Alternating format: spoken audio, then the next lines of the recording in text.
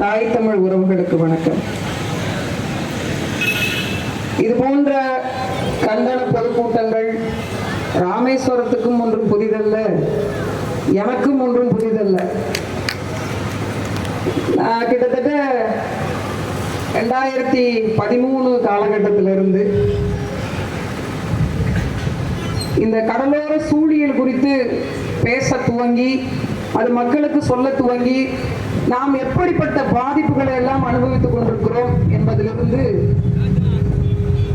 சரியாக 11 ஆண்டு காலம், கிட்டத்தட்ட 11 ஆண்டு காலம் என்னால் முடிந்தவைகளை நம்ம மக்கள் பகுதியில் சொல்லுவோம் அப்படின்னு முடிந்த பகுதிகளுக்கு நான் இதே தங்கச்சி மடம், மண்டபம், பாம்பன், இதே ராமேஸ்வரம், இந்த பகுதியெல்லாம் 2015-16 காலகட்டத்திலே வந்து வீதி வீதியா வீதி நாடகமே பண்ணியிருக்கோம்.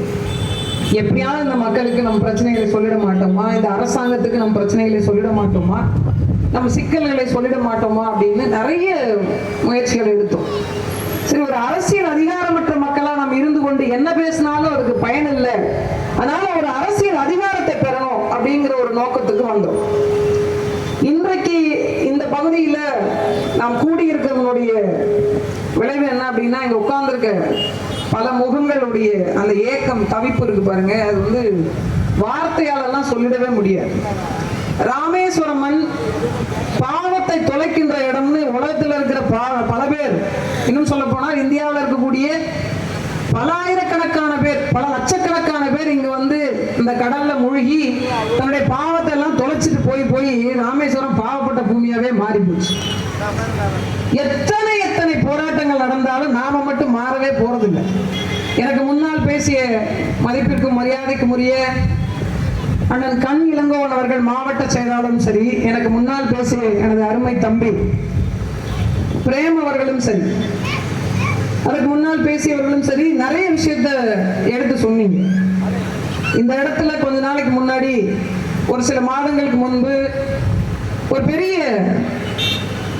கடலோர மக்களுக்காக, நீங்க மீனவர்னு சொல்றீங்க, நான் கடலோடின்னு சொல்றேன், பொதுவாக வச்சுப்போம், நம்ம வழக்கு மொழியை வச்சுப்போம், மீனவர்களுக்கான ஒரு மாநாடு இங்கு நடத்தப்பட்டது.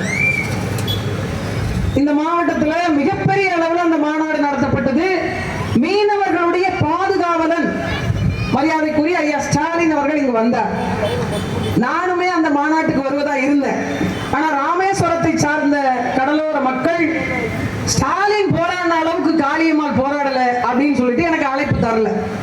இருந்தாலும் அது மீனவர்களுக்கான மாநாடாச்சே, நம்ம போவோம், 4 கேள்விய கேட்போம், நாக்கு இருந்தா புடுங்கிக்கிட்டோம், நாக்கு இல்லைன்னா வேற ஏதாவது பண்ணிக்கிட்டோம் சொல்லிட்டு 4 கேள்வி கேட்போம் அப்படிங்கிறதுக்காக இங்க வரத்துக்கு இருந்தேன். ஐயா, தங்களை மீனவர்களுடைய பாதுகாவலன் என்று சொல்றீங்களே, திராவிட முன்னேற்ற கழகத்தினுடைய ஆட்சியில் இலங்கை கடற்படையால் கைது செய்யப்பட்டவர்களுடைய எண்ணிக்கை எவ்வளவு, சுடப்பட்டு கொல்லப்பட்டவர்களுடைய எண்ணிக்கை எவ்வளவு, அதற்கான குற்றத்தையோ இல்ல அதற்கான பொறுப்பையோ நாங்கள் ஏற்றுக்கொள்கிறோம் என்ற அறிக்கை வெளியில் வந்ததா? இரண்டாவது, எங்கள் அப்பா பேசும்போது சொன்னார், இருக்கிறவர்களே தொல்குடி கடலோடி என்று சொன்னார். அதை உண்மை என்று மீனவர்களுடைய பாதுகாவலன் மரியாதைக்குரிய ஐயா ஸ்டாலின் அவர்கள் நினைத்திருந்தால் கடலோர மக்களை பழங்குடியின மக்கள் பட்டியலில் சேர்த்து அதை அறிவித்திருப்பேன் என்று சொன்ன அவர்கள் கோரிக்கை என்னவாயிற்று என்று கேட்டிருக்கலாம்.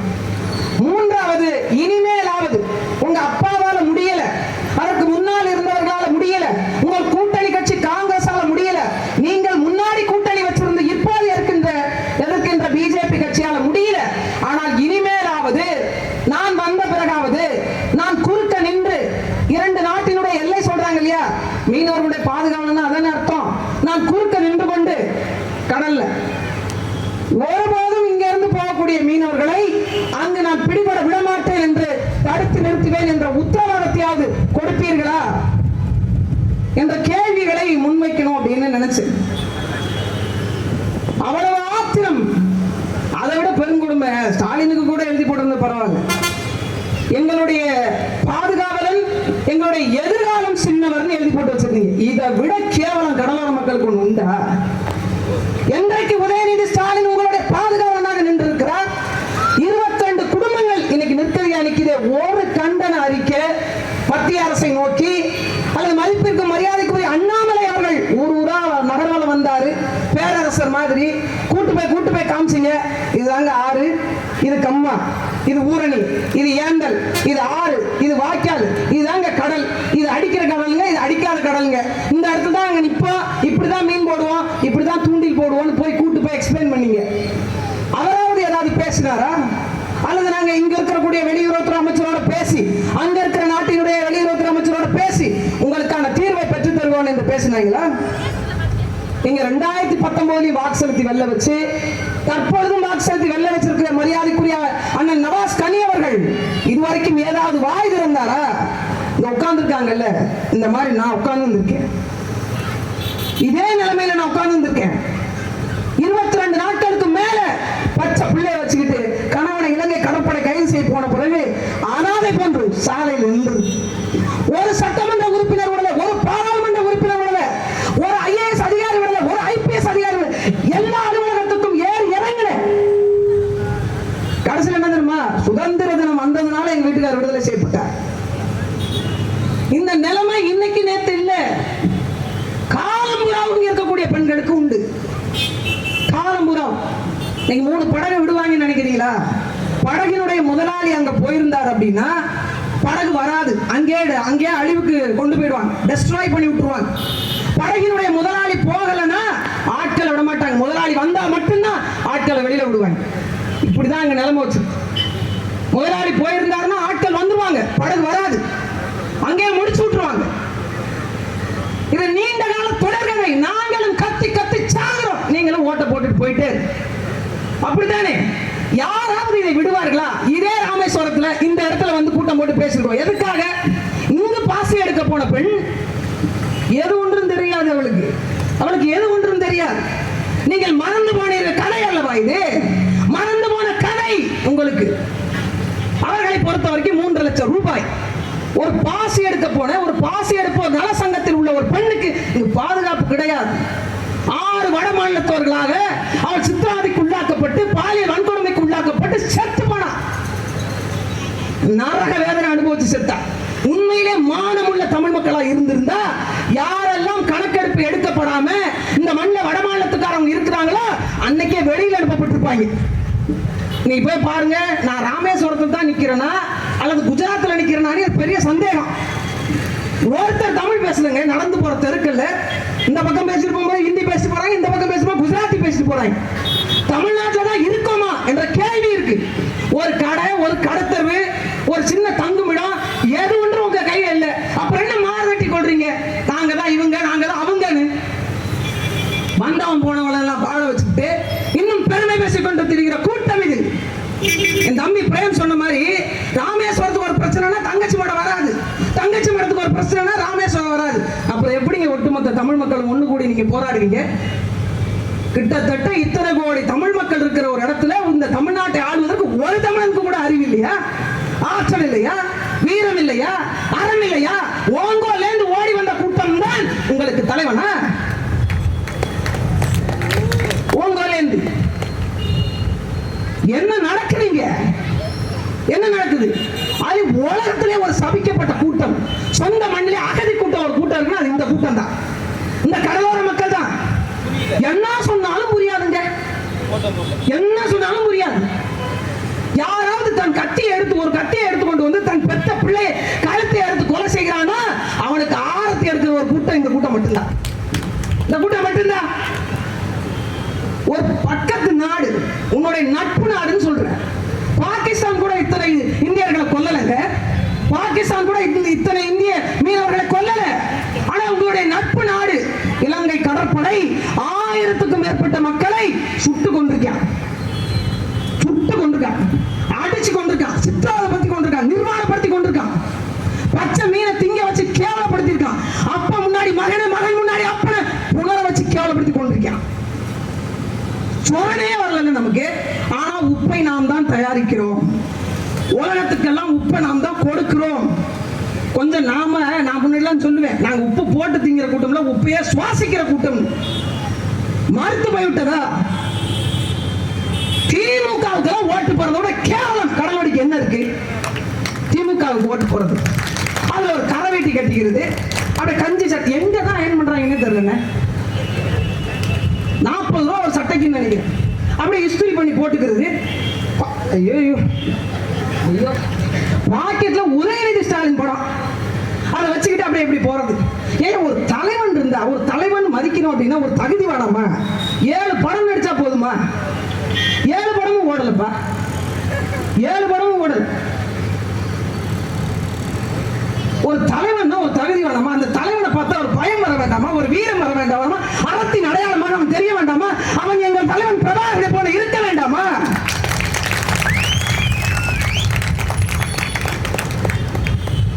அவர் படத்தை அப்படியே வச்சுக்கிட்டு அப்படியே கம்பீரமா ஊருக்குள்ள நடந்து வர்றது. கேட்டா நாங்க தான், நாங்க அப்படிப்பட்டவங்க.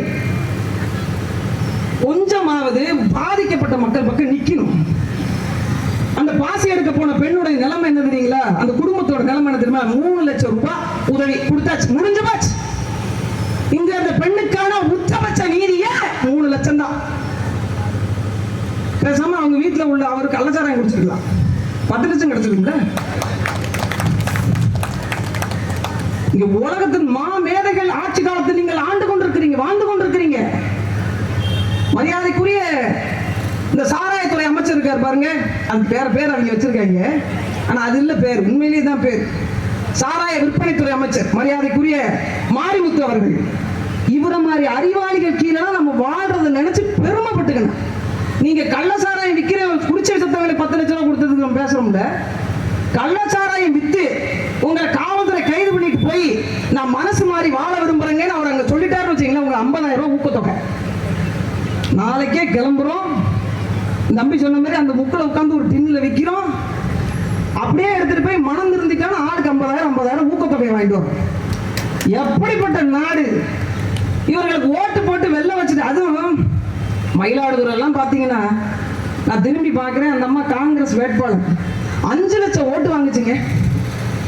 5 லட்சம் ஓட்டு. இந்த நாடு உருப்படுமா இல்ல விளங்குமான்னு நான் கேட்கிறேன். காங்கிரசுக்கு 5 லட்சம் வாக்கு செலுத்திருக்கீங்க. லட்சக்கணக்கான நம் தொப்புள்குடி உறவுகளை இதே பக்கத்தில் இருக்கக்கூடிய ஈழத்துல கொண்டு போட்டது காங்கிரஸ், ஆயுதம் கொடுத்தது காங்கிரஸ், நிர்மாணப்படுத்தி அழித்தது காங்கிரஸ். இன்னும் சொல்ல போனால் ஆயிரக்கணக்கான தமிழ்நாட்டு உறவுகளை கொலை செய்வதற்கு காரணமா இருப்பது காங்கிரஸ். எவனாச்சும் தன்னுடைய வீட்டில் இருக்கக்கூடிய பெண்களை மானபகப்படுத்தி ஒருத்தன் வாக்கு செலுத்தி அவனுக்கு அதிகாரத்தை கையில் கொடுப்பானா? அந்த அம்மாவை மக்களுக்கு தெரியல, மக்களுக்கு அந்த அம்மாவை தெரியல. ஆனாலும் ஓட்டு எதுக்காக? இப்ப உடனே இப்ப நம்ம பேசுறதுல இவங்க எல்லாருடைய மனசு மாறி அப்படியே கோபம் வந்து கொந்தளிப்பு வந்து ராமேஸ்வரத்துல உள்ள 50 பேர் வர 26 தேர்தல்ல சிச்சி இனிமே இந்த கட்சிகளுக்கு வாக்கு செலுத்துதா என்று தூக்கி போட்டுட்டு உடனே நாம் தமிழுக்கு போறோம். இல்ல, கிடையாது. நீங்க பண்ண போறதே கிடையாது. ஏன்னு கேளுங்க, அப்ப காந்தி தாத்தா வந்து உங்க கண்ணு மாதிரி சிரிப்பாரு, 2 பக்கம் சிரிப்பாரு. 1000 ரூபாய் காசு, ஒரு கோட்டு, ஒரு கோழி பிரியாணி. அதான் இங்க அரசியல், அதானே அரசியல். எவன் செத்தா உங்களுக்கு என்ன? படகு போனா உங்களுக்கு என்ன? இங்க என்ன நடந்தாலும் உங்களுக்கு என்ன? யார் வீட்டுல கொலை வளர்ந்தாலும் உங்களுக்கு என்ன? விலைவாசி ஏறினாலும் நமக்கு என்ன? எதுவும் கிடையாது, எதுவும் கிடையாது. அதிகாரமற்ற ஏதிரிகள் கூட்டம் தானே இது. வாழ்ற நிலத்துக்கு 72 விழுக்காடு மக்களுக்கு பட்டா இல்லாத ஒரு கூட்டம் வாழுதுன்னா அது கடவுளை கூட்டம். இதுல பகுமானம் நமக்கு. எங்க கடல், உங்க கடல்லாம் இல்ல, அது அதானி கடல். அவர் வாங்கி ரொம்ப காலமாச்சு, ரொம்ப காலமாச்சு. பேசுவதற்கு நாதி உண்டா?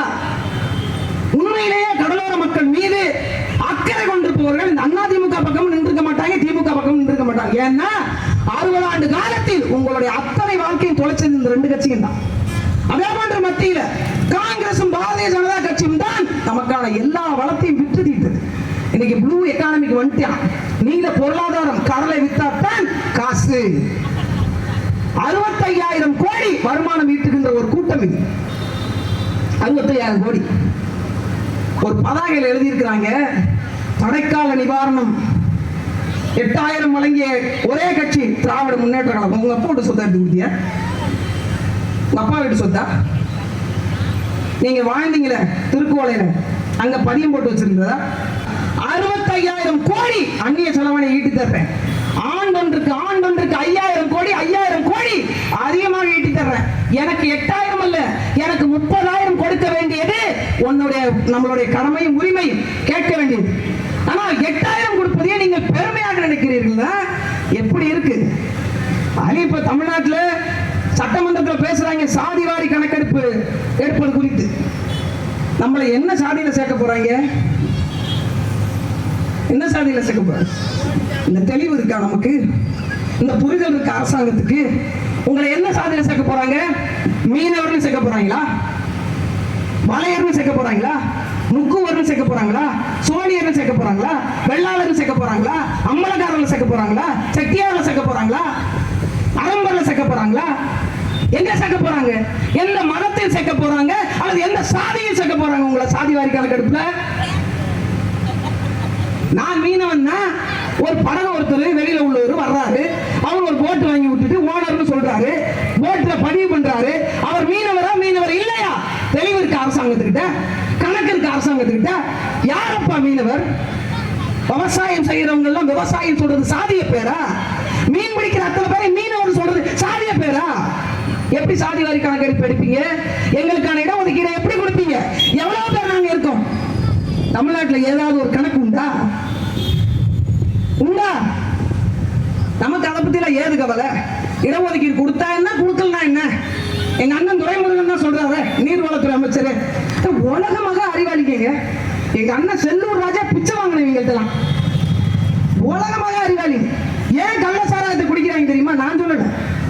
அந்த துரைமுருகன் ஒரு மதிப்பிற்கும் மரியாதைக்கும் உரிய திமுகவினுடைய மூத்த அமைச்சர். திமுகவுக்கு ஓட்டு போட்டவங்க யாராவது நின்னீங்கன்னா இப்பவே வீட்டுக்கு போய் கரை வெட்டி இருந்தா மாத்திட்டு வேற வேட்டி கட்டிட்டு வந்துருக்கு. அந்த அமைச்சர் பேசுறார், கள்ளசாராயம் குடிப்பதற்கான காரணம் டாஸ்மாக் கடைகள் கொடுக்கிற மதுவில் கிக்கு இல்லை, கள்ளசாராயத்தில் ஒரு பயங்கரமான கிக் இருக்கிறது, அதனால அதை விரும்பி தேடி போய் குடிக்கிறாங்க. இல்ல உண்மையா சொல்றேன், நாட்டினுடைய முதலமைச்சரோ மற்ற அமைச்சரோ மக்கள் மீது ஒரு அக்கறை இருந்து இந்த மண்ணின் மீது வளத்தின் மீது அக்கறை இருந்தா இந்த பேச்செல்லாம் வராது. ஒன்லி சாராய வியாபாரி குரூப்புக்கு இது மட்டும்தான் தெரியும். ஆனா இதை பத்தி கிக்கு இருக்கா கள்ள சாராயத்துல, அதனால போய் குடிக்கிறாங்க. நான் என்ன சொல்றேன், முழு டாஸ்மார்க்கை மூட்டு நீங்களும் கள்ள சாராயம் எடுத்துட்டு போங்க, உங்களுக்கு கிக்கு வரும்ல. உழைப்பவர்களுக்கு அவருடைய உடல் வலியை போக்க கண்டிப்பாக மது அவசியம். யார் பேசுறா தெரியுமா? நீங்க ஓட்டு போட்ட அமைச்சர் தான். பள்ளிக்கூடம் போறாருல புள்ள, அதுக்கு ஒரு டப்பா வாங்கி ஊத்தி விட்டுருங்க. ஏன்னா நம்மளை விட அதிகமான உப்பு மூட்டையை தூக்குற மாதிரி அது மூட்டையை தூக்கிட்டு இருக்கா இல்லையா? இப்படி ஒரு அமைச்சர் பேசுகிறார் என்றால் எவ்வளவு துணிச்சல் வேணும், எவ்வளவு திமிர் இருக்கணும், எவ்வளவு தைரியம் வேணும். இதெல்லாம் இந்த நடுநிலை நம்புகள், நடுநிலை நாயகர்கள், ஏன்னா தவறான வார்த்தை சொல்லக்கூடாது இல்ல, அதனால சொல்றேன். நடுநிலை நாயகர்கள் நம்மளுக்கு வந்து பாடம் எடுப்பாங்க. நாகரிகமாக பேசுங்கள் காளியம்மாள். இவங்க தான் நாகரிகத்தினுடைய தொடக்கத்திலேருந்து கண்டுபிடிச்சு கொண்டு வந்தது. தஞ்சாவூர் பெரிய கோயில் கோபுரத்தை கட்டினது திராவிட மாடல் தான், நம்மனா ஸ்டாலின் தான். சும்மா சொல்லிட்டு இருக்கிறாங்க ராஜராஜ சோழன்ட்டு. அங்க போய் அழிச்சிட்டு இந்த இம்சை அரசின் 23ஆம் புலிகேசின்னு ஒரு படம் இருக்கு பாருங்க, அது ரொம்ப ஒத்து போவான் ஸ்டாலின். அவர் ஒரு படம் வரைஞ்சிட்டு இருப்பார். அமைச்சர் வந்து கேட்பார், அந்த அமைச்சர் வேற யாரும் இல்லை, நம்ம உதயநிதி தான். அவர் என்ன கேட்பார், மன்னா இங்கே உங்களுடைய உடல் மூடப்பட்டிருக்கிறது, அங்கே அவருடைய தலை மூடப்பட்டிருக்கிறது, இதற்கு ரெண்டும் இடையில் என்ன நடக்கிறது அப்படின்னு. அவர் சொல்லுவாரு, இந்த உடல் அந்த தலையோடு இணைய போகிறது. அப்படி என்றால் கொலையா? அப்படின்னு. இல்லை, கலை. 100 வருஷத்துக்கு வரப்போகிற கபாதி பயல்களுக்கு நான் எப்படி இருக்கிறேன் என்று தெரியவா போகிறது என்பது போல நீங்க ஒரு சிலையை செஞ்சு கொண்டு போய் அங்க வச்சிருங்க. ஏன்னா இந்த 50 வருஷத்திலேயே நீங்க தான் தமிழ்நாட்டுடைய தலைவர் நீங்களை நம்ப வச்ச மாதிரி அடுத்த 1000 தலைமுறை பண்ணி திராவிட மாடல் கோவில் அதை வச்சிடலாம் பாருங்க. ராஜராஜ சோழன் கட்டல, நீங்களும் உங்க அப்பா தான் கட்டினீங்க, நாங்க ஒரு செலவு வச்சிருக்கீங்கன்னா சோழி முடிஞ்சுன்னு பாருங்க. ஒண்ணுமே இருக்கா? ஒரு ஆட்சி, ஒரு நிர்வாகம், இதை ஜெயிச்சுட்டாலும் மாறு தட்டிக்கிட்டு வெடி போட்டு கொண்டாடுறாங்க. ஒரு நாளைக்கு எங்களுக்கும் காலம் வரும், நாங்க அப்பெல்லாம் வெடி போட்டு கொண்டாட மாட்டோம், வேற போட்டு கொண்டாடுவோம் பாருங்க. தமிழன் என்பவன் எவ்வளவு பெரிய மாண்புக்குரியவன். இன்னும் சொல்ல போனால் கடலோடி என்பவன் கடல் கடந்து வாணிபத்தை செலுத்தி உலகத்துக்கு வாணிபத்தையும் வர்த்தகத்தையும் சொல்லிக் கொடுத்து நாகரிகத்தின் தொடக்கமே கடலோடி தானே. இங்க அப்படியா இருக்கு? அப்படியா இருக்குன்னு கேட்கிறேன். வரலாறு தெரியல, வாழ்ந்த படம் இல்ல, வாழ்க்கையினுடைய அர்த்தம் புரியல, எனக்கு போறோம் எனக்கு சம்பாதிக்கிற எதுவும் புரியல, உழைச்சு களைச்சு வந்தா குடிக்கணும் அப்படின்ற ஒரு கருத்தியில உட்புகுத்தி வச்சுதான் சிந்திக்க முடியல. என்ன நாம பார்க்கிறோம்? என்ன இது வரைக்கும் சிந்திச்சிருப்போம்? சிந்திச்சிருந்தா நாம் கேள்வி கேட்டிருப்போமே. இதுவரைக்கும் என்ன சலுகை இந்த அரசுகள் செய்வோம் அப்படின்னு வேடிக்கை பார்த்து கொண்டிருக்கிறோம். உங்களுக்கான உரிமை என்ன? பேசவே இல்லையா? பேசிருக்கோமா? சிஆர்எஸ் ஒரு சட்டம் வந்து தெருவா ஊர் ஊரா வந்து கத்தணும். இந்த சிஆர்எஸ் ஒரு சட்டம் வருது. மத்திய அரசு கடலோர மக்கள் குடி தோண்டி புடைக்கிறதுக்காக ஒரு சட்டம் கொண்டு வந்திருக்கு. இது வேண்டாம், தடுத்து நிறுத்துங்கன்னு போராடினீங்களா? சாகர் மாலான்னு ஒரு திட்டம் வருது. லட்சக்கணக்கான மக்களை இங்கிருந்து அப்புறப்படுத்துவதற்கான ஒரு திட்டம்.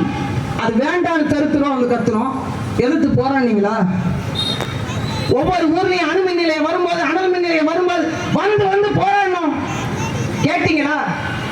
வர விட்டுட்டு எல்லாத்தையும் மூழ்கடிக்க செஞ்சுட்ட பிறகு கத்தி என்ன பண்ண? 40 பேரை இப்ப தேர்ந்தெடுத்து அனுப்பி வச்சீங்க. என்ன புண்ணியம்? நாய் வாயில கிடைச்ச தேங்காய் மாதிரி அந்த எம்பி சீட்டு. நாய்க்கும் பயன்படாது, தேங்காய்க்கும் புண்ணியம் இல்லை, யாருக்கும் பயன்படாதுல்ல. 5 வருஷமா உருட்டிக்கிட்டே இருக்கும் அந்த நாய் தேங்காவை போட்டு. அதானே நடக்கும். 5 வருஷமா உருட்டும். தேங்காய் தின்றுமா? அது முழு தேங்காய நாய் தின்றுமா? இல்ல தேங்காய் தான் உடைப்பட்டுருமா? அழுகி தேங்காய் போயிடும். அப்படித்தான் நீங்க போட்ட ஓட்டு. அப்படித்தான் திமுகவுக்கும் காங்கிரஸ் கூட்டணிக்கு 40 வெல்ல வச்சீங்கல்ல. நம்மளால பரவாயில்ல, 40க்கு 40, அவர் 40க்கு 75. 40 சீட் நீங்க ஜெயிக்க வச்சீங்க, 75 பேரை போட்டு தட்டார். 75 பேர் செத்து விட்டாங்க கள்ள சாராயம் குடிச்சு. தயவு செஞ்சு பாக்கெட் சாராயம் வாங்கி குடிக்கிற நீங்க உட்கார்ந்து அந்த ராமேஸ்வரத்தில் இருக்கிற ஒரு சிவனை வழிபட்டுடுங்க. தயவு செஞ்சு இதை குடிக்கிறேன், எனக்கு ஒன்றும் ஆயிடக்கூடாது. ஆனாலும் பிரச்சனை இல்லை, நமக்கு 10 லட்சம் வந்துடும். ஏன்னா கடல்ல போய் மீன் பிடிச்சு சாப்பிட்றவனுக்கு 2 லட்சம் தான் கொடுக்க முடியும், அதுக்கு மேல கொடுக்க முடியாது. கம்பெனி திவால், கம்பெனி இல்ல. ஏன் கள்ளச்சாராயம் குடிச்சவங்களுக்கு 10 லட்சம் கொடுக்குறாங்க தெரியுமா? முதல் மரணமே கள்ளச்சாராயம் குடிச்சுதான் இவர் செத்தார் அப்படின்னு ஒத்துட்டு இருந்தாங்கன்னா, அதுக்கு அந்த அவர் இறப்புக்கு வந்தவங்க 100 பேர் குடிச்சிருக்காங்க. ஒருத்தர் செத்துட்டார்ல, அவர் செத்த சாவுக்கு வந்தவங்க 100 பேர் அந்த சாராயத்தை வாங்கி குடிச்சிருக்காங்க. உண்மையிலேயே இவர் இப்படித்தான் செத்தார் அப்படின்னு ஒத்துக்கொண்டு இருந்தாங்க அப்படின்னா, இந்த 100 பேருடைய மரணத்தை தடுத்து நிறுத்திருக்க முடியும். 100 பேரோட உடல்நல குறைவை தடுத்து நிறுத்திருக்க முடியும். ஆனா இந்த அரசு ஒத்துக்கல.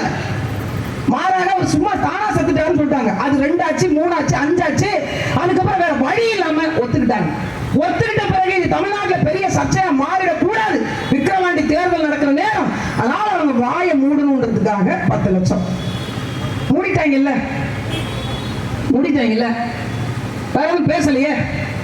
இப்ப பாருங்க, 22 பேரை பிடிச்சிட்டு போயிருக்காங்க 23ஆம் தேதியில இருந்து. ஒருத்தர் அதுல பிள்ளை கல்யாணம் வச்சிருக்காரு, பத்திரிகை அடிச்சாச்சு. தகப்பன் இல்லாம அந்த கல்யாணம் நடக்கும் இல்லையா? இதென்ன நமக்கு சாபமா? வாழ்க்கையினுடைய சாபமா இது? நீங்க ஒரு வாட்டியும் பிடிச்சிட்டு போவீங்க, நாங்க ஒரு வாட்டி போராடணும், ஒரு வாட்டியும் கெஞ்சணும். அதுக்கப்புறம் நீங்க எங்க அண்ணன் இளங்கோவன் சொன்ன மாதிரி நீங்க காதல் கடிதம் எழுதுவீங்க. நீங்க ஒரு கடிதம், அங்க ஒரு கடிதம். ஏங்க மெயில் இருக்குங்க, என்னமோ வந்துருச்சுங்க. இப்போ வாட்ஸ்அப்ல பதிவு போடுறாங்க, பேஸ்புக்ல பதிவு போடுறாங்க, மெயில் அனுப்புறாங்க, அரசுடைய எந்திரம் வேகமா ஃபேக்ஸ் அனுப்புறாங்க, என்னென்னமோ வந்துருச்சு. இவர் இப்பதான் உட்காந்து கடிதம் எழுதுறாரு. ரெஜிஸ்டர் போஸ்ட் பண்ணி விடுங்க, இல்லைன்னா கொரியர்ல போட்டு விடுங்க. சீக்கிரம் போய் சேர்ந்து நடவடிக்கை எடுத்து உங்களை விடுதலை பண்ணி விட்டுருவேன். எத்தனை குடும்பத்துக்கு யார் பதில் சொல்றது? என் பக்கத்துல இருந்து ஒரு அம்மா உட்கார்ந்துக்கிட்டு உள்ளே பிடிச்சிட்டு போயிட்டாங்கம்மா, குடும்பமே நடுத்ததுல நிக்கிக்குமா. இவர்களுக்கு வலிமை கொடுத்தது யார்? எனக்கு அவங்க மேலாம் கோபமே இல்லைங்க. நான் திருடேன் அவங்க ஒத்துக்கிறாங்க, அவங்க மேல நமக்கு கோபமே இல்லை. கோபம் எல்லாம் என் மக்கள் மீதுதான், மக்கள் மீதுதான். திருடன் கையிலே சாவியை கொண்டு போய் கொடுத்துட்டு அப்படி பொருள் இல்ல களவாண்டு போச்சு அப்படின்னு சொல்றதுல என்ன அர்த்தம் இருக்கு? ஏன் வீதி வீதியா வந்து கத்துறோம்? சரி, இத்தனை பேர் இருக்கீங்கல்ல, அரசியல் அதிகாரம் இல்லாத மக்கள் அடிமைக்கு சமமானவர்கள், அப்படிதானே? அந்த அடிமை கூட்டமாக நீங்க எப்ப எவ்வளவு காலத்துக்கு இப்படியே இருப்பீங்க? நீங்க உங்க தாத்தா இருந்தாரு, தாத்தாவோட தாத்தா இருந்தாரு, அப்புறம் உங்க அப்பா, அப்புறம் நீங்க, உங்க மகன், திரும்ப உங்க பேரன், அடுத்த தலைமுறை, இப்படியா அடிமை? ஒரு கட்சி இந்த கடலோர மக்களுக்கான அதிகாரத்தை நான் கொடுக்கிறேன், 40 எம்பி சீட்டு, இந்த 2 பேர் நீங்க நில்லுங்க, 234 எம்எல்ஏ சீட்டு, இந்த ஒரு 20 சீட்டு நீங்க நில்லுங்க, கொடுத்திருக்கா? இதே இந்த ராமநாதபுரம் கிழக்கு சட்டமன்ற தொகுதியில குறைஞ்சது 50,000 ஓட்டு கடலோர மக்களுடைய வாக்கு இல்லையா? இருக்குல்ல? திமுகவினுடைய கரைவேட்டி கட்டி கொண்டு இருக்கக்கூடியவர்கள், திமுகவின் தொழிற்சங்கத்தை சார்ந்தவர்கள், உண்மையிலேயே அரசியல் பேசக்கூடியவர்கள் எத்தனை பேர் இருக்கீங்க? போய் கேட்டு ஒரு சீட்டு வாங்குறது எங்க அண்ணன் 2019 மரியாதைக்குரிய அண்ணன் நவாஸ்கனி அவர்கள் என்ன செஞ்சுட்டாரு 24 நீங்க ஓட்டு போட்டீங்க. பாராளுமன்றத்தில் போய் நமக்காக பேசிட்டாரா? இந்த தொகுதியில பாதிக்கப்பட்டிருக்காங்க 22 குடும்பம். அதை போய் பாராளுமன்றத்தில் போய் பேசினாரா? அவர் எடுத்த தீர்மானத்தில் ஒன்று சொன்னார், சமூக நீதி வாழ்க என்று பேசினார். மரியாதைக்குரிய அண்ணன் அவர்களே, சமூக நீதி என்பது இழந்து கிடக்கிற மக்களுக்கான இழப்பீடை கொடுப்பது மட்டுமல்ல சமூக நீதி, இழக்காத ஒன்றும் பாதுகாப்பதற்கு பேர் தான் சமூக நீதி. வார்த்தையை மட்டும் பேசினா பத்தாதுன்னு வாழ்ந்து காட்டணும். நீங்கள் குர்ஆனை படிக்கிறீங்க, 5 வேளை தொழுகிறீர்கள் என்றால் இந்த குடும்பத்தினுடைய வலியை ஒரு தடவை வந்து பார்த்துட்டு போங்க. அப்படியே இல்ல என்னால அதை உணர முடியல அப்படின்னா ஒரு கடல் போட்டுட்டு போயிட்டு வாங்க. ஒரே ஒரு கடல் போட்டு போயிட்டு வாங்க. கடலோர மக்களுடைய வாழ்க்கை உங்களுக்கு அவ்வளவு கேவலமா? சமவெளி மக்களுக்கு நம்மளுடைய வலி புரிவதே இல்லை. அதிகபட்சமாக நம்மளுடைய வலி அவங்களுக்கு என்ன தெரியும் நினைக்கிறீங்க? செய்தித்தாளில் போடுவாங்க, இலங்கை கடற்படை தமிழக மீனவர்களை கைது செய்தது அல்லது சுட்டுக் கொன்றது. இந்த செய்தியை தவிர பொதுவெளி மக்களுக்கு, கடலோர மக்களுடைய பிரச்சனை குறித்து என்ன தெரியும்? தெரியப்படுத்தியிருக்கோமா? பேருந்தில் பக்கத்தில் உட்கார்ந்து பயணிக்க கூட தகுதியற்ற மக்களாகத்தான் நம்மளை பார்க்கிறாங்க. நாட்டம் அடிக்குது, நகர்ந்து உட்காருங்க அப்படின்னு. எதற்கு போராடுறது? கண்டக்டர், ஒரு மீன் விற்கிற ஒரு மீனவ பெண் தொழிலாளரை கீழே இறக்கி விட்டுட்டாங்க தொடங்கி எனக்கான நில உரிமை வரைக்கும் நீங்கள் போராடணும். என்ன இருக்குது உங்களுக்குன்னு? கடலோர நிலம் இருக்கா? அதை ஒட்டிய வளம் இருக்கா? அது இங்க போகும்போது பாக்குறேன்னு எப்படிப்பட்ட ஒரு ஆட்சி நிர்வாகம் பார்க்கணும். ஒரு பெரிய கட்டடம் மாதிரி கட்டியிருக்காங்க, ஒரு 3 அடி சோறு, அதுக்கு ஒரு கேட்டு போட்டு சுத்து சோறு எடுத்து ஒரு கேட்டு போட்டு வச்சிருக்காங்க. ஆமை குஞ்சு பொறிப்பகம், ஆமை முட்டை இடும் இடம் இருக்கா? எந்த ஆமையாவது கடல்ல இருந்து வந்து கேட்டை திறந்துட்டு உள்ள போய் மண்ணை தோண்டிட்டு முட்டையை போட்டு கேட்டு போட்டு பத்திரமா தான் இருக்கு, நம்ம இப்ப கடலுக்கு போலாம் அப்படின்னு போன வரலாறு பார்த்தது இல்ல. இதெல்லாம் எப்படின்னா இருக்கு? நான் உண்மையா சொல்றேன், ஏதாச்சும் பாஸ்போர்ட் விசா கிடைச்சு ஏதாவது ஒரு நாட்டுக்கு ஓடிடுன்னு சொன்னா திரும்பியே மகம் ஓடிடுவேன். உலகத்திலே முட்டா பயல கூட பார்த்திருக்கேன். இந்த மாதிரி மூலகட்ட முட்டா பயலாம் பார்த்ததே இல்லை. சத்தியமா சொல்றேன். ஆமை முட்டையிடும் இடம் ஒரு கூண்டு கட்டி அதுக்கு கேட்டு போட்டு வச்சிருக்கேன். ஆமை எப்படி முட்டையிடும், எப்ப வரும், எப்படி அதனுடைய இனப்பெருக்கத்தை தொடங்கும், அது இனப்பெருக்கத்தை முடிச்ச பிறகு அதோட குஞ்சுகள் எப்படி கடலை போய் சென்றடையும், அதற்கான வழித்தடம் இருக்கா, வாய்க்கால் இருக்கா, அதுக்கான போக்குவரத்துக்கான இடவசதிகள் எப்படி அமையணும், அது எவ்வளவு தூரத்துக்கு குழி தோண்டும், இது எது ஒன்றுமே இல்லாம ஊரை சுத்தி கல்லை கொட்டி வச்சுட்டு கொஞ்சோண்டு இடத்துல ஒரு கூண்டு கட்டி வச்சிருக்கேன். அது ஆரம்ப சுகாதார நிலையம் மாதிரி. தாய்மார்கள் கருவுற்ற உடனே பிரசவத்துக்குன்னு செவ்வாய்க்கிழமை மட்டும் வருவாங்க பாருங்க. உண்மையிலே டெலிவரி பார்க்கறதுக்கு நீங்க பாத்தீங்கன்னா ஒவ்வொரு மருத்துவம் பார்த்தா செவ்வாய்க்கிழமை இல்லை புதன்கிழமை ஏதாவது நாள் வச்சுப்பாங்க. அன்னைக்கு மட்டும்தான் வருவாங்க இந்த பரிசோதனை செய்ய. ஏன்னா வலி அன்னைக்கு மட்டும் தான் வரும். பிரசவ வலிலாம் பார்த்தீங்கன்னா கவர்மெண்ட் ஒரு நாள் வச்சிருக்கு. செவ்வாய்க்கிழமை ஒரு மாவட்டத்துக்கு ஒரு நாள் அல்லது ஒரு ஒன்றியத்துக்கோ அல்லது ஒரு பகுதிக்கு ஒரு நாள், அன்னைக்கு மட்டும்தான் அந்த மருத்துவர் அந்த மருத்துவமனைக்கு வருவாங்க. மற்ற 6 நாளும் பிரசவ வலியா இருந்தாலும் நம்ம லீவ் விட்டுருவோம். ஏன்னா அப்படிதான் தமிழ்நாட்டினுடைய மருத்துவ நிர்வாகம். எல்லாத்துலயுமே அவ்வளவு புத்திசாலித்தனம். அங்க ஒரு கட்டணம் ஒரே ஒரு முறையாவது நீங்க நான் பேசுறது ஏதாவது தவறு இருக்கு அப்படின்னா சொல்லுங்க. தவறுனா நான் மாத்திக்கிறேன், சரியும் பட்டா நீங்க மாறு. அதுதான் நம்மளுடைய நீண்ட கால வேண்டுகோளா. நம்மிலிருந்து மாற்றம் தொடங்காமல் எது ஒன்றும் மாறாது. எங்களை கேட்கிறாங்க, நீங்க வந்துடுவீங்களா? உங்களுக்கு ஓட்டு போட்டா நீங்க என்ன தோத்து போயிருவீங்க, போடுற ஓட்டு வேஸ்டா? இவங்க போட்ட ஓட்டெல்லாம் அப்படியே வேஸ்டே ஆகல. எல்லாம் போட்டு அப்படியே பிச்சு பெனாட்டை கட்டி இந்தியா வல்லரசாகி அங்க கொடி கட்டி பறக்குது. மோடி எல்லாம் மீண்டும் பிரதமர் ஆகிறாருன்னா இந்த நாட்டெல்லாம் என்ன கேரகத்துக்குன்னு பார்க்கணும். நீங்க அவர் என்ன செஞ்சு கிழிச்சு விட்டாருன்னு மீண்டும் அவருக்கு நம்ம பிரதமர் பதவி, மறுபடியும் இந்த ஊர் சுத்த கிளம்பிட்டாரு. அவருக்கு என்னங்க வேலை? நல்ல ஒரு கோட்டு, நல்ல ஒரு டிஃபன், நல்ல சாப்பாடு, சுத்தி பார்க்கறது அவருக்கு தனி விமானம் வச்சிருக்காங்க, போறாரு சுத்துறாரு, அவ்வளவுதானே. இங்க அரசியலா, இனத்துக்கான அரசியலா, மொழிக்கான அரசியலா, மக்களுக்கான அரசியலா, மண்ணுக்கான அரசியலா, எதை நம்ம பார்க்கிறோம்? நமக்கு எது ஒன்றும் தேவையில்லையே. பெண்களுக்கு இலவசமா பஸ் விட்டா போதுமே, இல்லைன்னா மாசம் 1000 ரூபாய் காசு கொடுத்தா போதுமே, ஓட்டு மொத்தத்தையுமே குத்திடுறோமே, எங்க இருந்து வரும் அந்த 1000 ரூபாய்? என்னைக்காவது யோசிச்சு பார்த்தோமா? இன்றைக்கு தமிழ்நாட்டில் அங்கீகரிக்கப்பட்ட கட்சி நாம் தமிழர் கட்சி. திமுகவிற்கு என்ன அதிகாரம் உண்டோ, அண்ணா திமுகவிற்கு என்ன அதிகாரம் உண்டோ, அதே அதிகாரம் உண்டு நாம் தமிழர் கட்சிக்கு என்று.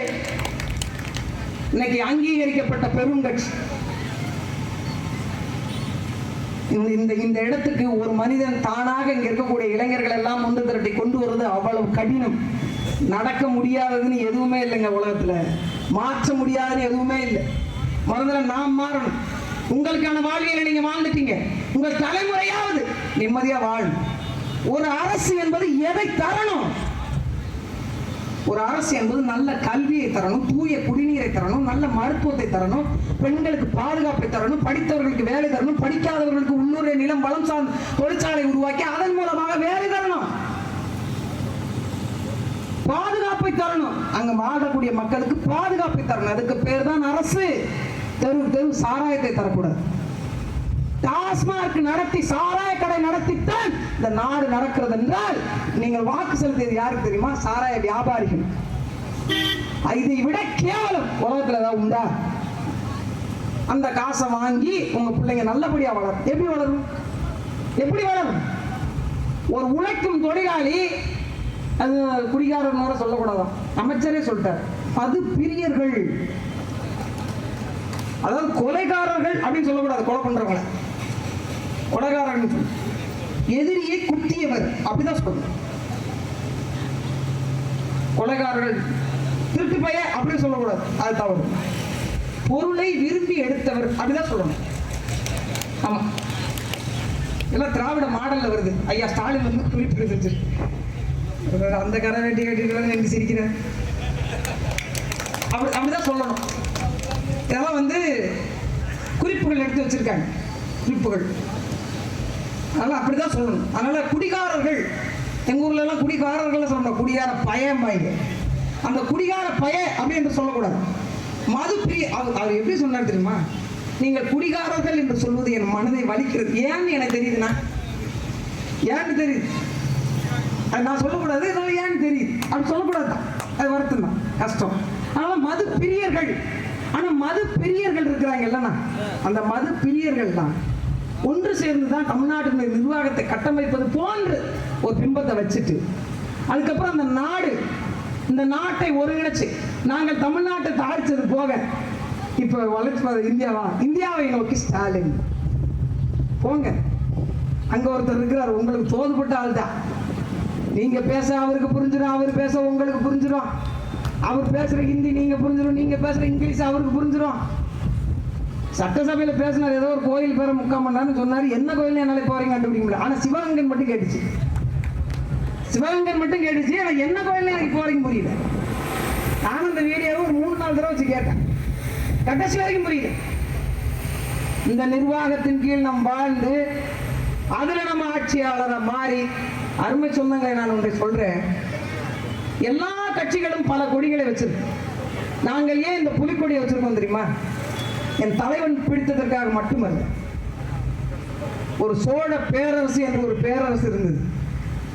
இந்த தமிழ் நாடு மட்டுமல்லாமல் மற்ற நாடுகள் எல்லாம் பிடித்து தமிழ்நாட்டினுடைய பெருமையை, தமிழனுடைய மாண்பை, அவனுடைய வீரத்தை பறைசாற்றிய சோழ பெரும்பாட்டனின் புலிக்கொடி இந்த மண்ணு முழுக்க பரவணும். ஏன்னா 1000 ஆண்டுகளுக்கு முன்பே தமிழனுடைய வரலாற்றை நாங்கள் புதைத்து விட்டோம் என்று சொன்ன ஆரிய கூட்டத்தை அப்புறப்படுத்தவும், இடையில் சொருகி திராவிட மாடல் என்ற திராவிட கூட்டத்தை சொருகி தமிழுடைய வரலாற்றை மறைத்த இவர்களுடைய இந்த திராவிடத்தை ஓட ஓட விரட்டவும் தான் 1000 ஆண்டுகளுக்கு பிறகும் இந்த கொடி தமிழ்நாட்டில் பறக்கிறது என்றால் வரலாறு ஒருபோதும் சாகாதையா. ஏன்னா தமிழன் அறத்தோடு வாழ்ந்தவர்.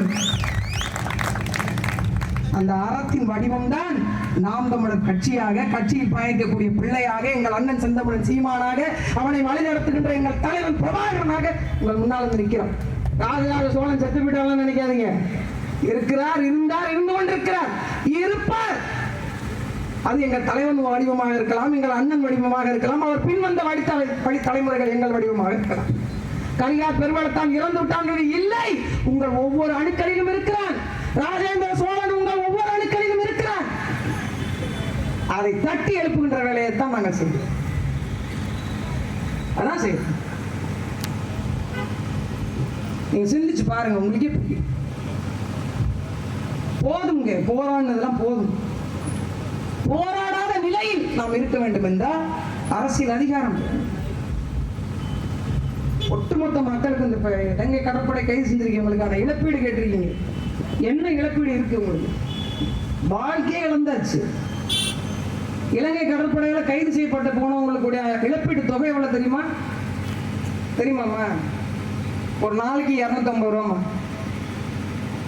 10 நாள் அவர் அங்க சிறைப்பட்டு இருந்தார் அப்படின்னா 2500 ரூபா. அவர் வந்த பிறகு உங்களுக்கு ஒரு செக் கொடுப்பாங்க, 2500 ரூபா. 20 நாள் இருந்தார் அப்படின்னா 5000 ரூபா கொடுப்பாங்க. ஒரு நாளைக்கு 250 ரூபா தான் இழப்பீடு. இது வேண்டுமா? அவர் இருந்தா ஒரு நாளைக்கு 250 ரூபா தான் சம்பாதிப்பாராமா? இது எத்தனை ஆண்டு காலமா இருக்கு தெரியுமா? நம்ம கேட்கவே இல்லை. நமக்கு உரிமை எது, சலுகை எது, வித்தியாசமே தெரியும். தடைக்கால நிவாரணம் எதுக்கு தடைக்காலம்? உங்க தாத்தா காலத்துல பெருவளம் இழுத்தாங்கல்ல, விசைப்படகு இல்லாத காலத்துல வல்லம் வச்சு தொழில் பண்ணீங்கல்ல, அப்ப தடைக்காலம் இருந்துச்சா? இருந்துச்சாப்பா? பெரியவங்கலாம் இருக்கீங்க, தடைக்காலம் இருந்துச்சா? இல்ல இல்ல. அப்ப எல்லாம் மீன்கள் முட்டையிட்டு எந்த மாசத்துல குஞ்சு பொரிச்சுது? இந்த அறிவு ஜீவிகள் வந்து இந்த 60 நாள்ல மட்டும் பர்டிகுலரா, இப்ப எப்படி ஆமை முட்டை கேம்பஸ் கட்டி வச்சிருக்காங்களோ அந்த மாதிரி இந்த 60 நாள்ல மட்டும்தான் மீன்கள் முட்டையிட்டு குஞ்சு பொரிக்கும் என்ற ஆய்வறிக்கை வைத்து தான் இந்த தடைக்காலமா சொல்லியிருக்காங்களா? எனக்கு தடைக்காலம், கேரளாவிற்கு தடைக்காலமா? தாய் கப்பல்களுக்கு தடைக்காலமா? தொழிற்வர்த்தக மையங்களுக்கான கப்பல்களுக்கு தடைக்காலமா? இல்லை. நீங்க மீன் பிடிக்க போகாம இருந்தா அவங்க தாராளமா மீன் பிடிப்பாங்க, அவ்வளவுதானே. இந்த தடைக்காலம், தடைக்காலத்துக்கு கொடுக்கக்கூடிய தொகையை 60 நாளைக்கு வகுத்து பாருங்க, எவ்வளவு வருது? எவ்வளவு வருது? 100 ரூபா வருமா? 120 ரூபா வருமா? 120 ரூபா தான் டெய்லி கடலுக்கு போய் சம்பாதிக்கலாம். உங்களோட வருமானமே அவ்வளவுதான் அரசாங்கம் முடிவு செய்யும். குறைந்தபட்ச கூலி சட்டம் என்ன சொல்லுது தெரியுமா? குறைந்தபட்ச கூலி சட்டம் சாதாரண 8 மணி நேரம் வேலை செய்தால் 400 ரூபாயில இருந்து 500 ரூபாய் சம்பளம் சட்டம் சொல்லுது. உலகத்திலே ஆபத்து, 2வது ஆபத்தான தொழில் செய்யக்கூடிய கடலோடி மக்களுக்கு 800 ரூபாய் கொடுக்கும். வேணாம் விடுங்க, நடுவில் 500 ரூபாய். 60 நாள் இன்ட்டு 500 ரூபாய், 30,000 எனக்கு வரணுமா வேணாம்? ஏன் வரல? அதே போன்று மழைக்கால நிவாரணம் 60 நாள், ஒரு நாளைக்கு 500 ரூபாய் வரணும்ல, ஏன் வரல? 1.25 லட்சமோ 1.25 லட்சமோ கொடுக்குறாங்க கடலோர மக்களுக்கான குடியிருப்பு திட்டம். 1.25 லட்சத்துல என்ன கட்டிடுவேன்? என்ன கட்டிடுவேன்? யாரோ பேசும்போது சொன்னாங்க நலவாரியம் செயல்பட. நலவாரியத்துக்கு என்று தனி அலுவலகம் இருக்கா? இங்க இருக்கா? கூட்டுறவு சங்கம் என்பது வேறு, நலவாரியம் என்பது வேறு. இது வேறு துறை, அது வேறு துறை. ஆனால் மீன்வளத்துறை 2ஐயும் சேர்த்து நடத்துது. என்னன்னா அந்த அலுவலக வாடகை, அந்த பணியாளர்களுக்கான சம்பளம் ஒட்டுமொத்தமாக ஆட்டையை போட்டுட்டு மொத்தமாக எடுத்து நடத்துறாங்க. இந்த இன்சூரன்ஸுக்குன்னு ஒன்று வசூல் பண்றாங்கல்ல, கூட்டுறவு சங்கம் பணம் கட்டும் போது காப்பீட்டு தொகைன்னு ஒன்று 60 ரூபா வாங்குவோம். யாருக்காச்சும் காப்பீடு அட்டை கொடுத்துருக்காங்களா? இது நடந்தால் உடனே வந்து பெற்றுக்கொள்ளுங்க, அதுக்கு தனி அதிகாரி போட்டிருக்காங்களா? எல்லாவற்றையும் கொடுங்க. மீன்வளத்துறை என்கிற ஒரு துறை தானே உங்களுக்கான துறை. வேற எதுவும் இருக்கா? கால்நடை பராமரிப்பு மற்றும் மீன்வளம், அது துறை பேர். இந்த ஒரு துறையில இருந்த ஒரே ஒரு அமைச்சர் தான் உங்களுக்காக இருந்தார். ஒரே ஒரு அமைச்சர் குறைஞ்சபட்சம். ஐயா ஸ்டாலின் வந்து கேபிபி சாமி அவர்கள், மரியாதைக்குரிய கேபிபி சாமி அவருடைய தம்பி கேபிபி சங்கர் வெற்றி பெற்று இருந்தார். திருவெற்றியூர்ல வெற்றி பெற்று இருந்தார். அவர் இருக்கும் பொழுது அவருக்கு கொடுக்காமல் இங்க இருக்கவருக்கு கொடுக்கிறதுக்கான காரணம் என்ன? அவருக்கு கடலுக்கு என்ன சம்பந்தம்? அவருக்கு மீனுக்கு என்ன சம்பந்தம்? என்ன சம்பந்தம்? முட்டிக்கால் தண்ணி தானே இருந்தது ஒரு கம்மால, முட்டிக்கால் தண்ணி. அதுல இறங்க மாட்டேன்ட்டாரு. எனக்கு தண்ணியில கண்டம்ட்டார். 4 பேர் எங்க ஊர்ல வந்து இந்த பெரிய பெரிய சூற மீன் பட்டுச்சுன்னு, கேரையா கேரை கேர மீன் பட்டுச்சுன்னா 2 பேர் வந்து தடி வச்சு காவிட்டு போவாங்க. அந்த மாதிரி அவர் 4 பேர் தவிட்டு போய் கொண்டு போய் அந்த தரையில விட்டாங்க. அவர் மீன்வளத்துறை அமைச்சராக இருந்து என் கஷ்டத்தை புரிந்து கொண்டு இந்த பாதிக்கப்பட்ட மக்களை எல்லாம் வந்து பார்த்து எங்களுக்கான நிவாரணத்தை கொடுத்து என் மக்களை கூட்டிட்டு வந்துருவார். நீங்கள் நம்புங்கள். யாராவது தன்னோட சொந்த வீட்டுக்கு வேற ஒருத்தருக்கு உரிமை கொண்டு எழுதி கொடுப்பாங்களா? சும்மா அப்படி கொடுத்ததுதான் அவருக்கு மீன்வளத்துறை அமைச்சருக்கு. மீன்வளத்துறைன்னு ஒரு துறை இருக்கு. எத்தனை கடலோர மக்கள் வேலை செய்றீங்க? திமுக காரர்கள் இருக்கீங்கல்ல, அதற்கான இடஒதுக்கீட்டை ஏன் பெற்று தரல? உங்க பிள்ளைங்க படிச்சுட்டு உட்கார்ந்துருக்காருல வீட்டுல, உங்க பிள்ளைங்க மேரிடைம் போர்டு இருக்குல்ல, கடல்சார் வாரியம், அது எத்தனை கடலோர மக்கள் வேலை செய்யறாங்க? எத்தனை பேர் வேலை செய்யறாங்க? நீச்சல் பயிற்சி எடுத்துக்கொண்டு வந்து வேலை செய்யறாங்க. நீ 10 வயசு பிள்ளை தூக்கி தண்ணியில போடு, ஒரே ஒரு அண்டை கொடுத்தீங்கன்னா அவன் 5 கிலோமீட்டர் நீஞ்சி வந்துருவான். வந்துருவான மாட்டானா? இயற்கையாவே ஒரு திறன் வாய்க்கப்பட்ட கூட்டத்தை நீங்கள் மறுதளிக்க வேண்டிய காரணம் என்ன? நமக்கான தெளிவு இல்லை, கேட்க மறுக்கிறோம். கேட்பவர்களுக்கு நம்ம வந்து அவங்களுக்கு கூட நிற்கிறது கிடையாது. நம்ம உரிமை தெரியல, நமக்கான கடமை புரியல, நமக்கான அரசியல் அதிகாரம் இல்லை. அரசியலை பத்தி தெரிந்து கொள்ளவே நம்ம விரும்பல. மத்தி இன்னைக்கு என்ன ரேட்டு போகுது, 1.5 விலையில என்ன மீன் படுது, கனவா என்ன விலைக்கு போகுது, அவ்வளவுதான். இந்த விலை நிர்ணயத்தை யார் பண்றாங்க? ஒரு அரசியல் இருக்குல்ல, என்னைக்காவது யோசிச்சிருக்குமா? நான் கஷ்டப்பட்டு மீன் பிடிச்சிட்டு வரேன், அந்த மீனுக்கான விலையை என்னால் நிர்ணயம் பண்ண முடியுமா? விவசாயிகளுக்கு கூட விளைவிக்கின்ற பொருளுக்கான விலை நிர்ணயத்தை அரசாங்கம் ஒரு அளவீடாவது வைத்திருக்கிறது. உங்களுக்கு உங்களுக்கு ஒரு தனியார் கம்பெனி என்ன விலை சொல்கிறதோ அதுக்கு தான் நீ கொடுக்கணும்.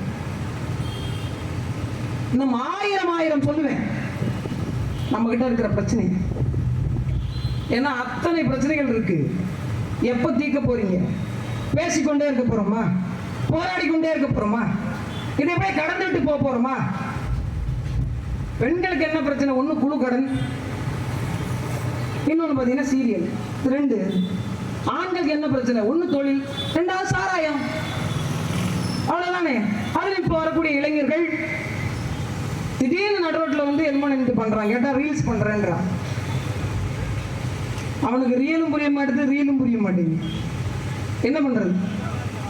என்றைக்கு நீங்கள் பொது கவனத்தை, உங்களுடைய கவனத்தை பொது கவனமாக மாற்றுகிறீர்களோ அன்னைக்கு தான், அது இளைஞர் பேர் கூட்டம் மாற்றுகிறீர்களோ அன்னைக்குதான் இந்த மாதிரி அரசியல்வாதிலாம் துண்ட காணா துணியை காணான்னு ஓடிடுவாங்க. எவ்வளவு சுயநலம்! எனக்கு 100 கோடி ரூபாய் சொத்து இருக்குங்க, நான் இங்கெல்லாம் வந்து வீடு வாங்கி போட்டா கடல் திரும்பி பிறந்து வந்தது அப்படின்னா ஆழிப்பேரலை வந்து நான் செத்து போயிடும். கொடைக்கானல போய் எவ்வளவு அலை அடிச்சாலும் சாகாத ஒரு இடத்துக்கு போய் நான் வீடு கட்டி வச்சிருக்கேன். மழை சரிஞ்சிச்சுன்னா என்ன பண்ணுவேன்? பூமி 2ஆ புலந்துருச்சுன்னா என்ன பண்ணுவேன்? சாவு உனக்கு எங்கேயும் வரும் தம்பி. காரை திறந்துட்டு இறங்குறேன், திடீர்னு ஒருத்தன் வாழைப்பழத்தை துண்டு போட்டிருக்கேன், வலிக்கு வந்து மண்டை பொட்டரியில் அடிச்சு பட்டார்னு போய் தெரிச்சுட்டுன்னா என்ன பண்ணுவேன்? 100 கோடி ரூபாய் சொத்து, உன் புள்ள என்ன பண்ணுவியா? இருக்கின்ற நிலத்தை பாதுகாத்து எல்லோருக்கும் வைக்க வேண்டும் என்ற எண்ணம் போயிடுச்சு. என் புள்ள நல்லா இருக்கணும், என் புள்ள நாளைக்கு உன் பிள்ளையும் தான் காத்து இல்லாம சாவான், நிலம் இல்லாம சாவான். என்ன பண்ணுவப்போ? இதை கூட புரிந்து கொள்ளாத ஒரு கூட்டத்தை என்ன என்று சொல்வது? விவசாயிகள் போராடுறாங்கன்னா அவன் வயிற்று பசிக்காக போராடுறானா? மீனவர்கள் போராடுறாங்கன்னா அவங்க பிரச்சனைக்காக மட்டும் தான் போராடுறாங்களா? இந்த புரிதல் எப்போது வரும்? பெண்களுக்கு பாதுகாப்பு கிடையாதுங்க. வேலை செய்ய போன பெண்ணுக்கு இதே ஊர்ல நடந்த கொடுமை பார்த்தீங்கல்ல, அதுக்கு பிறகு என்ன மாறுதல் பண்ணிட்டாரு, என்ன சாதிச்சுட்டாரு ஐயா ஸ்டாலின் அவருக்கு ஓட்டு போட்டீங்க. 40 சீட் வெள்ள வச்சீங்க. அது இந்த ஊர்ல அதிகப்படியான ஓட்டு. எதுக்கு? வட மாநிலத்தை உங்களுக்கு இப்படி அதிகமாக நடமாட விட்டதுக்கு, இந்த பிரச்சனை நடந்து அந்த வழக்கை சரியா செஞ்சு கொடுக்காததுக்கு, சாராயம் குடிச்சவங்களுக்கு 10 லட்ச ரூபா கொடுத்துட்டு அந்த அம்மாவுக்கு 3 லட்ச ரூபா கொடுத்ததுக்கு, அந்த இன்னொரு பெண் பிள்ளைக்கு வேலை கொடுக்காம கரையேற்ற முடியாம நிற்கதியா நிக்க வச்சதுக்கு, ஒவ்வொரு வாட்டி இலங்கை கடற்படை கைது செஞ்சு கொண்டு போய் அங்க வச்சு அடிப்பதற்கு, படைகளை பிடுங்கி வைத்துக் கொள்வதற்கு, இதுக்காக தான் ஓட்டு போட்டு வெளில வச்சீங்களா? இதுக்கெல்லாம் நன்றி கடன் செலுத்துறீங்களா? வயிற்றுச்சலா இருக்குமா இருக்காது? காலத்திற்கும் அடிமை, காலத்திற்கும் போராடி போராடியே சாகணும். நமக்குள்ள ஒரு பெரிய மாற்றம் வரணுங்க, நமக்குள்ள ஒரு பெரிய வெறி வரணும். எனது ஆட்சி, எனது அதிகாரம், எனது அரசியல் எல்லாம் நான் தீர்மானிப்பதாக இருக்கணும் என்ற ஒரு எண்ணம் வரணும். யார் சொன்னாலும் போய் பேச பண்றது, யார் சொன்னாலும் போய் ஓட்டு போடுறது, யார் சொன்னாலும் யார் காசு கொடுத்தாலும் எங்கிருந்து வருது இந்த காசு? சரி 1000 ரூபா கொடுக்குறேன், 2000 ரூபா கொடுக்குறான். இருக்கிற வண்டியெல்லாம் இப்போ 15000 ரூபா போயிட்டு. சீமானெல்லாம் எங்கெல்லாம் போய் பேசுகிறாரோ அங்கெல்லாம் 15,000. அவரு ஒரு வெறியில தான் இருக்கார். நான் 20,000 ஆக்காம போக மாட்டேன்ட்டாரு இருக்கிற வண்டியை விட்டு. ஆமா, போட்டியே இல்லையா அவங்களுக்கு? அவர் அந்த வேட்பாளர் பேசுற, எங்களுக்கு போட்டியே கிடையாதுங்க, எங்களுக்கு யாருங்க போட்டி? எங்க இவ்வளவு பெரிய கட்சின்னு சொல்றீங்க, ஆளுங்கட்சி, எங்க இவ்வளவு சீப்பா போய் 15 கட்சியோட கூட்டணி வச்சிருக்கீங்க, கேவலம் இடைத்தரவுல கூட எங்க தனிச்சு நிக்க முடியாதுன்னு கேட்டா அதுக்கு பதில் இல்லை. எங்களுக்கு போட்டியே கிடையாது. இப்போ ஆளுங்கட்சிப்பா எடப்பாடி என்ன சொல்லிட்டாரு, இவங்க அராஜகம் பண்ணி எப்படி இவங்க தான் ஜெயிக்க போறாங்க, அதனால நான் போட்டி இல்லைன்னு போயிட்டாரு. அப்படி இருக்கும்போது எதுக்கு 13 கட்சியோட கூட்டணி? 32 மாவட்ட செயலாளர் அங்க செய்யின்னு போயிட்டு போயிடுவார். என்ன பண்ணுவீங்க மாவட்ட செயலாளர்? ஏதாச்சும் ஒரு இடத்துல போய் அரசின் சாதனைகள் குறித்து விளக்க உரையாற்ற போறீங்களா? சொல்ல போறீங்களா? 13 அமைச்சர்கள், எங்க அமைச்சர் லட்சம் தான் எங்களுக்கு தெரியுமே. டாஸ்மார்க் சரக்கு சரியில்லைன்னு அவரே சொல்றாரு. கள்ள சாராயத்தில் தாங்க கிக் இருக்கு, 2 லோட்டா இறக்கி இருப்பார் போல.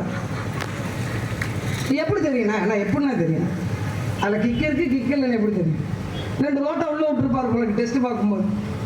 அதில் எதுவும் கலந்துருக்க மாட்டாங்க எத்தனால் மெத்தனால்னா. ஏன்னா இவங்களுக்கு பிரச்சனை இல்லை, எத்தனால் வாங்கணும் போகணும் அந்த பிரச்சனை இல்லை. ஏன்னா எங்கள் அக்கா கனிமொழி இருக்காங்க பாருங்க, அவங்களே ஒரு சாராய ஆலையை பாபநாசம் பகுதியில் திருமண்டாங்குடின்னு ஒரு ஊர், இப்போ அந்த மக்கள் வந்து இப்போ தான் சந்திச்சுட்டு போனாங்க. அந்த ஊரில் ஒரு சர்க்கரை ஆலை, அது ரொம்ப பாரம்பரிய சர்க்கரை ஆலை, திருவாரூரான் சர்க்கரை ஆலைன்னு ஒரு பெரிய சர்க்கரை ஆலை. இந்த சர்க்கரை ஆலையோட மதிப்பு மட்டும் ஒரு 1500 கோடி அவருடைய சொத்து மதிப்பு மொத்தமாக. எங்கள் அக்கா எவ்வளோக்கு வாங்கியிருக்காங்க தெரியுமா? வெறும் 85 கோடி. 1500 கோடி சொத்தை விற்க தெரியாத வெண்ணப்பைய விற்றா கூட ஒரு 200 கோடி விற்றுருக்காங்க. அது 85 கோடிக்கு வாங்கியிருக்காங்க. வாங்கினாங்க, சரி வாங்கினீங்க, அங்கே கரும்பு விவசாயிகள் இருக்காங்க, அவங்க அந்த கரும்பு அதை நம்பி தான் இருக்காங்க, கரும்பு விளைவிக்கிறாங்க, கொண்டு வந்து கொடுக்குறாங்க, அதை மாத்திரம்ல. சக்கரை ஆலையை வாங்கி சாராய ஆலை நடத்திட்டு இருக்காங்க. அங்கே வந்து அது பேர் என்னென்ன, சாராயத்தில் கலக்கிறது இல்லை, இன்னொன்று அந்த சாராயம் என்ன மொலாசஸ் இல்லை, அது இன்னும் ஸ்பிரிட்டு, அது இன்னொரு ரா மெட்டீரியல், இன்னொரு பேர் சொல்கிறாங்க, நான் மறந்துட்டேன். அது தயாரித்து போகுது. அதில் கொடுமை என்னன்னா, அது ஒரு டேங்கராக போகுது. அதுக்கு முன்னாடி 4 காவல்துறை, பின்னாடி 4 காவல்துறை. எதுக்கு? அந்த சாராயத்தை பாதுகாப்பாக கொண்டு போகிறாங்க. நாங்கள் என்ன துரைமுருகன் கோஷ்டி அதில் ஸ்டாப் போட்டு உரிச்சு குடிக்கிறதுக்கு? எவன் அதில் போய் கையை வைக்க போகிறான்? கரும கன்றாவி. அதுக்கு பாதுகாப்பு வேறு. அதை எடுத்துகிட்டு போய் எங்கேயும் போய் அங்கே இவங்களுக்கு கிடைக்கிறதுக்கு கேட்க வேணும். அக்கா கனிமொழி தான் வச்சுருக்காங்களே சாராய ஆலை. இதை நான் சொல்லிட்டேன்னு என் மீது தேர்தல் ஆணையத்தில் போய் வழக்கு கொடுக்குறேன். காளியம்மாள் பொய் சொல்லிவிட்டார், தேர்தலில் போய் பரப்புரை செஞ்சார் அப்படின்னு யார் சொல்லிட்டாங்கன்னா அவங்க மீது, அக்கா கனிமொழி அவர்கள் மீது ஒரு அபிமானி போய் சொல்லிட்டாங்க. கனிமொழி அக்காவை கேட்டுட்டு சொல்லியிருக்கலாம்ல. இப்போ ஆதாரம் என்கிட்ட இருக்கு, நான் போய் கோர்ட்டில் காமிச்சிட்டேன்னா என்ன பண்ணுவீங்க? என்ன பண்ணுவீங்க? கோர்ட் நோட்டீஸ் அனுப்பிடும்ல. நான் கூட அக்கா கனிமொழி மட்டும்தான் அதில் இருக்காங்கன்னு நினைச்சேன். 4 அமைச்சர்கள் இருக்காங்க ராஜா, அதில் 4 அமைச்சர்கள் சம்பந்தப்பட்டிருக்காங்க. இது ஒரு அரசு, இவர்கள் எல்லாம் ஒரு ஆட்சியாளர்கள், இவர்களை தேர்ந்தெடுத்த மக்கள் நாம் பெருமையோடு வாழும்.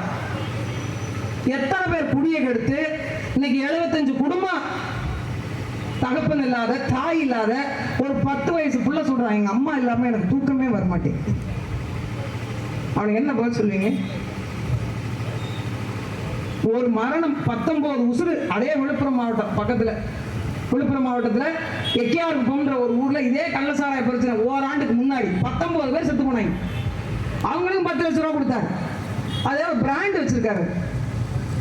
அதாவது கடற்படையை சுட்டுக்கொண்டா 2 லட்சம், விபத்துல செத்தா 2 லட்சம், ஆனா சாராயம் செத்தா மட்டும் 10 லட்சம். அதுக்கு காரணம் என்ன அப்படின்னு கேட்டீங்கன்னா, அதுதான் நாட்டினுடைய மிகப்பெரிய ஒரு சொத்து. அது அவருடைய ப்ராடக்ட், அவர் மேல அதுக்கு ஒரு பெரிய இன்ட்ரெஸ்ட் இருக்கு. அதனால அவர் அதுக்குள்ள மட்டும் 10 லட்சம். ஏன்னா அரசாங்கமே இதற்கான பொறுப்பு நான் தான் என்று மறைமுகமாக சொல்லுது. பெற்றோரை இழந்து தவிக்கக்கூடிய குழந்தைகளுக்கும், கணவனை இழந்து தவிக்கக்கூடிய மனைவிக்கும், பெற்ற பிள்ளையை இழந்து தவிக்கக்கூடிய தாய்க்கும் குறைஞ்சபட்ச ஆறுதல் சொல்லக்கூட வராத உங்களை நாங்கள் மீண்டும் மீண்டும் கேட்கறது என்னன்னா, இது போன்ற ஒரு நிலைமை மீண்டும் தமிழக மக்களுக்கு வரக்கூடாது. அதுக்கான ஒரு உத்தரவாதத்தை கொடுங்க. கடலோர மக்களை பழங்குடியின மக்களாக பேரறிவிப்பு செய்யும். சாதிவாரி கணக்கெடுப்பின் போது கடலோர மக்களுடைய உட்பிரிவுகளை, தொழில் ரீதியான உட்பிரிவுகள் எல்லாம் ஒன்று சேர்த்து பரதவர் என்ற ஒரு பேர்ல பேரறிவிப்பு செஞ்சு அவங்களுக்கான கணக்கீடை மேற்கொண்டு கடலோர முறைப்படுத்துதல் சட்டத்தை மக்கள் கருத்து கேட்போடு திருத்தி அமைக்க செய்யும். கடலோர நிலமும் வளமும் கடலாளிக்கே சொந்தம் என்ற ஒரு மாபெரும் தீர்மானத்தை எடுக்க செய்து 12 நாட்டிகள் மைல் வரைக்கும் மாநில அரசுடைய எல்லை, 100 நாட்டிகள் 50 நாட்டிகள் மைல் வரைக்கும் மத்திய அரசுடைய எல்லை என்ற கடலின் எல்லை பிரிப்புகளை உடனடியாக நிறுத்தணும். தமிழகத்தில் இருக்கக்கூடிய மீன்பிடி ஒழுங்குமுறை சட்ட திருத்தத்தை மீண்டும் மக்கள் கருத்து கேட்போடு திருத்தி மாற்றி அமைக்கணும். படகுகளுடைய மீன்பிடிப்பு முறைமைகள், மீன்பிடி அளவுகள், விலைகள் இவை எல்லாம் மாற்றி அமைக்கப்படணும். மக்களுக்கான சட்டம் மக்கள் கருத்து கேட்போடு மக்கள் நலனோடு வகுக்கப்படணும். இந்த ஊர்ல தேராததெல்லாம் ஒண்ணு சேர்ந்து தேர்ந்ததுக்கு பாடம் எடுக்குன்னு சொல்லுவாங்க. அந்த மாதிரி திருநெல்வேலி மீன்பிடிப்பு ஒரு மாதிரி, கன்னியாகுமரி மீன்பிடிப்பு ஒரு மாதிரி, தூத்துக்குடி மீன்பிடிப்பு ஒரு மாதிரி, அங்கே வாழ்கின்ற மக்கள் ஒரு மாதிரி, ராமநாதபுரம் மீன்பிடிப்பு ஒரு மாதிரி, அங்கே வாழ்கின்ற மக்களுடைய நிலைவர். அது மாதிரி ஒவ்வொரு மாவட்டம், புதுக்கோட்டை, தஞ்சாவூர், திருவாரூர், நாகப்பட்டினம், மயிலாடுதுறை, கடலூர், அந்த பக்கம் இருக்கக்கூடிய விழுப்புரம், காஞ்சிபுரம், அப்படியே தாண்டி போனீங்கன்னா சென்னை, பழவேற்காடு வரை 15 கடலோர மாவட்டத்திலும் வாழ்கின்ற மக்களுடைய வாழ்வியல் முறை வேறு, பிடிக்கின்ற மீன்பிடிப்பு முறை வேறு. ஆனா எல்லாருக்கும் ஒரே திட்டம், வலை வழங்கும் திட்டமா ஒரே திட்டம். வாழா வலையை வச்சு தூத்துக்குடிக்காரங்க என்ன பண்ணுவாங்க? தூத்துக்குடிக்காரங்க என்ன பண்ணுவாங்க? இருவமணியை வச்சு திருவாரூர்காரங்க என்ன பண்ணுவாங்க? எனக்கு 8ஆம் நம்பர் செருப்புங்க, எங்க அண்ணனுக்கு 10ஆம் நம்பர் செருப்பு. 10ஆம் நம்பர் செருப்பை ஏன்ட கொடுத்துட்டு 8ஆம் நம்பர் செருப்பு அவர்கிட்ட கொடுக்கறது எப்படி சரியா இருக்கும்? சமூக நீதியுடைய காவலர்கள் இவர்கள் தான். அப்ப எந்தெந்த மாவட்டத்துக்கு எந்தெந்த தேவைகள் இருக்கிறதோ அதை அறிந்து திட்டங்களையும் சட்டங்களையும் உருவாக்கும். என்னுடைய மீன்பிடிப்பு முறையே வேறு, ஆனா வேறொரு சட்டத்தை என்கிட்ட கொண்டு வரீங்க. இதெல்லாம் ஏன் நடக்குதுன்னா, சட்டம் இயற்றுகின்ற இடத்தில் நாம் இல்லை. நாம் இருக்கும் பட்சத்தில் தான் நமக்கான சட்ட திட்டங்கள் முறையாக நிறைவேற்றும். அதை தான் உங்கள் வீட்டு பிள்ளைகள் சொல்லும்.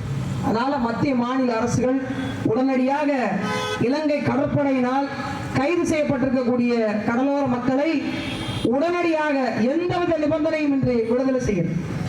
அதற்கு மத்திய அரசு மாநில அரசு முழு பொறுப்பேற்றுக் கொண்டு அவர்களுக்கான விடுதலையை உடனே செய்வதற்கான வேலையை இந்த கண்டன ஆர்ப்பாட்டத்தின் வாயிலாக நாங்கள் தெரியப்படுத்தோம்.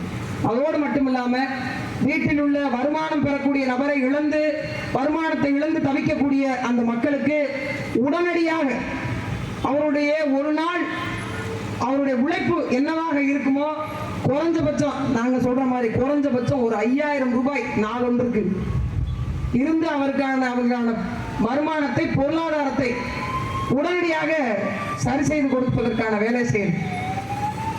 ஒவ்வொருத்தரும் இந்த மாதிரி ஒவ்வொரு முறை போராடிட்டு இருக்க மாட்டோம். இலங்கை கடற்படை இனிமேல் தமிழக மீனவர்களை கைது செய்யாத அளவிற்கு இந்திய ஒன்றிய அரசு ஐயா மோடி அவர்கள் தன்னை மக்கள்கிட்ட மிகப்பெரிய ஒரு ஆளாக பிரகடனப்படுத்திக் கொள்ளக்கூடியவர்.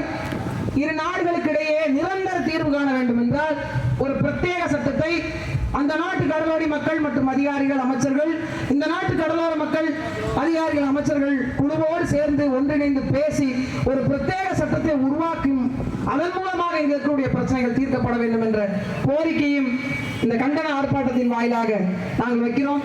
பாதிக்கப்பட்ட குடும்பங்களுக்கு ஒன்றை சொல்லுகிறோம், யார் உங்களோடு இருந்தாலும் இல்லை என்றால் உங்கள் வீட்டில் உள்ளவர்கள் உங்களோடு திரும்பி வந்து சேரும் முறை நாம் தமிழர் கட்சி, எங்கள் அண்ணன் செந்தமிழன் சீமான், நாங்கள் அத்துணை பேர் உங்களோடு இருப்போம். கவலையப்படாதீங்க, கலங்காதீங்க, நாங்கள் இருக்கிறோம். எங்கள்கிட்ட அதிகாரம் கையில் இல்லை, அதனால போராடி கொண்டிருக்கோம்.